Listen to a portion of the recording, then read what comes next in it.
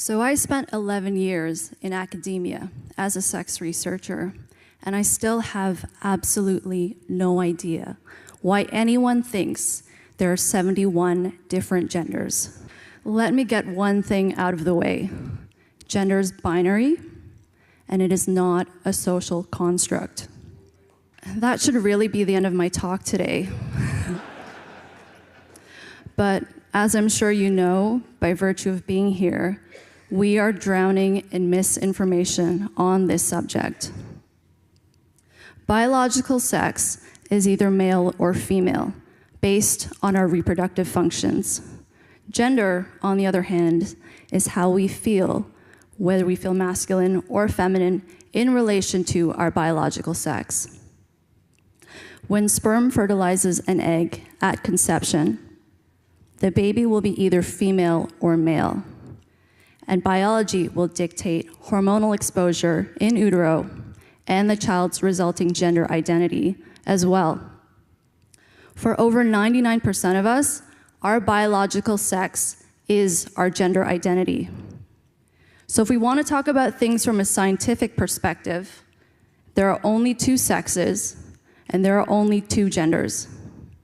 To suggest otherwise is not scientifically accurate. I first started writing about the issue of gender because mainstream media's coverage of it frankly terrifies me. From my time in academia, I can tell you there's a long list of areas of research that are forbidden, and this is affecting what the public is and isn't allowed to know. Bill C-16 has contributed to this climate by writing false and unscientific ideas about gender into federal law. Nowadays, self-determination is everything, and some people will stop at nothing to push this agenda. They will torture logic and tokenize certain groups in order to gain political ground, like pointing to people with a difference of sex development, which is a medical condition previously known as intersex, as proof that gender is a spectrum. But this isn't accurate because people with a difference of sex development, who make up roughly 1% of the population, possess anatomy characteristic of both sexes. For example, a child may be born with a vulva as well as testicular tissue. This is due to differences in genetics and hormonal exposure in the womb. So even in these cases, biology is still dictating someone's sense of gender. There are thousands of studies showing the effects of prenatal testosterone on the developing brain. Even before birth, exposure to testosterone changes the way in which male and female brains grow. There's no way that behavioral differences we see between men and women are purely due to socialization, unless someone wants to argue that the unborn child is capable of learning gendered stereotypes while they are still in the womb.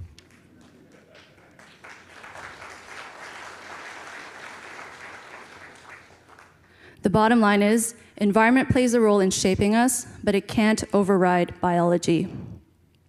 People supporting the idea that gender is a social construct will often say that science backs up their views. And the next time you encounter someone like this, I suggest you ask them, what science are they referring to? If they're able to come up with anything, they'll probably point to a study that came out a few years ago claiming that male and female brains exist along a mosaic and aren't actually any different from one another. But a group of my colleagues reanalyzed the exact same brain data from that study and found that you could, in fact, tell a male brain from a female brain at a rate much higher than chance.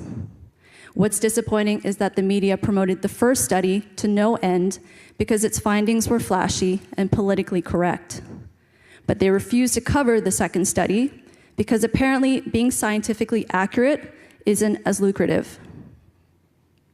It isn't sexist to talk about sex differences. What's sexist is assuming that women need to be identical to men in order to be worthy of equal treatment.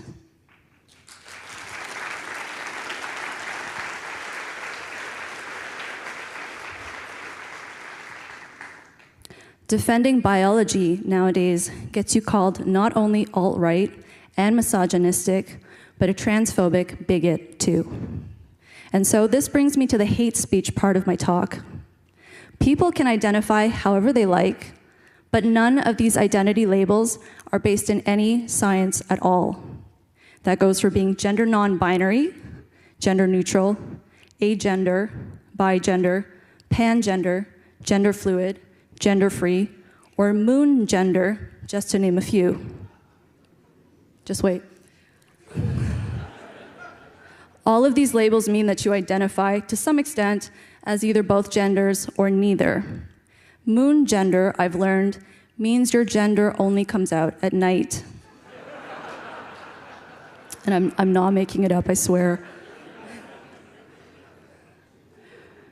The reality is, no one is 100% male or female typical. Think of the average guy. He's probably into a bunch of things that guys like, but he probably has some female typical traits too, and there's nothing wrong with that. Maybe he likes watching sports, but he also likes talking on the phone. And before... I see that you guys are laughing, but if anyone gets upset when this is on the internet, these are gender traits commonly used in the field of social psychology, so you can't call me a sexist for using them as examples. In my case, I'm a woman who loves watching mixed martial arts, which is a sport that has mostly male fans. So I spend a lot of time asking myself, am I really both genders, or gender neutral, or neither? Or does it just mean that I'm a woman that likes watching a male-dominated sport?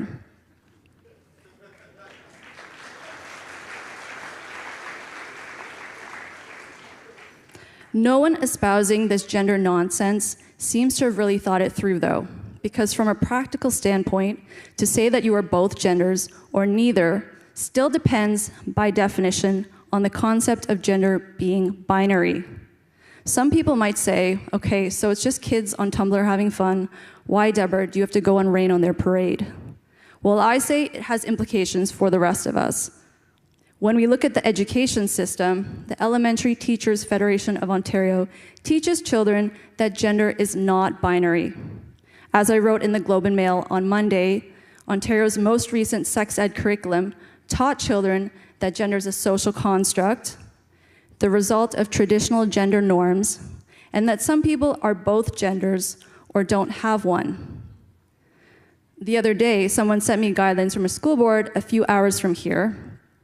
Their sex ed curriculum teaches kids about puberty, as it should, but it refers to children as people with a penis and people with a vagina, instead of simply calling them boys and girls. As I mentioned earlier, for 99% of us, our biological sex is our gender. Less than 1% of the adult population identifies as transgender, a number that has doubled in the last 10 years. So to rewrite children's education as though it's commonplace for a person to identify as the opposite sex is inaccurate, potentially confusing to them, and irresponsible.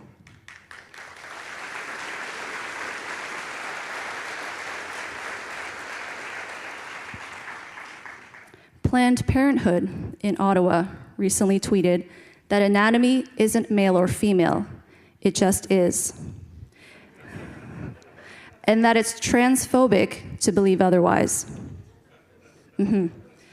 They also warn that the adults in the room may not get it, and it's a child's job to re-educate them.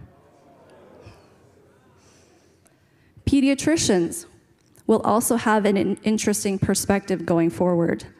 The Canadian Pediatric Society released a guideline a few months ago that was meant to help doctors and parents understand the concept of gender. Among its recommendations, doctors were told that gender is a spectrum, that gender identity and gender expression are unrelated, and a child's sex is assigned at birth. And finally, while attending a research talk at a university a few months ago, one of the presenters actually showed slides of both the genderbread person and the gender unicorn. For those of you who may have been fortunate enough to not be exposed to either of these atrocities, there are cartoons that were made for the purpose of teaching children that there are more genders than male and female, that gender identity has nothing to do with gender expression, anatomy, or sexual orientation. So where does that leave us? More and more people don't know what the truth is. The fact that these gender fantasies are being taught as part of the education curriculum means that young children are growing up with a distorted worldview. I find it really unsettling that many parents who know better seem to be okay with this because they'd rather be seen as progressive than dare to rock the boat. Another side effect is that clinicians who work with children aren't able to do their job. We only have to look at the rapidly multiplying number of young children who are identifying as transgender to see the social contagion aspect of this way of thinking. Many of these kids have some other medical condition that is leading them to feel the way that they do, whether it's autism, borderline personality disorder, or trauma. But because of the current political climate, along with laws like Bill 77 that incorrectly conflate any kind of questioning of gender identity with conversion therapy, therapists and doctors are too afraid to push back because they could lose their livelihood for doing so. I've written previously about my experience growing up as a straight woman in the gay community, and what I find most disturbing is that with this movement, gay children are being encouraged to transition so that they appear heterosexual. If you take the example of a little boy who is feminine, who tells his parents that he's a girl, when he grows up, he's likely going to be a gay man. If you take that same little boy and allow him to transition to female, when he grows up, he's going to look like he's a straight woman. Let me be clear, I believe that transgender adults, people with a difference of sex development, and those who are gender non-conforming deserve dignity, respect, and equal rights. I believe that gender dysphoria is a real phenomenon, and those who are suffering should be free to live their lives as they choose, including pursuing a social and medical transition in adulthood if they decide to. My issue is that the way we talk about biology and gender should not be maligned in order to facilitate these rights. Children should not be used as pawns to further this agenda. Scientists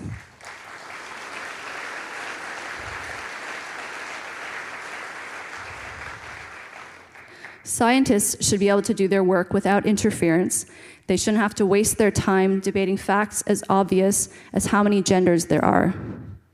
What I find most frustrating about Bill C-16 is it doesn't even achieve what it presumably set out to do, which is increase societal acceptance for people who don't fit our expectations around gender norms.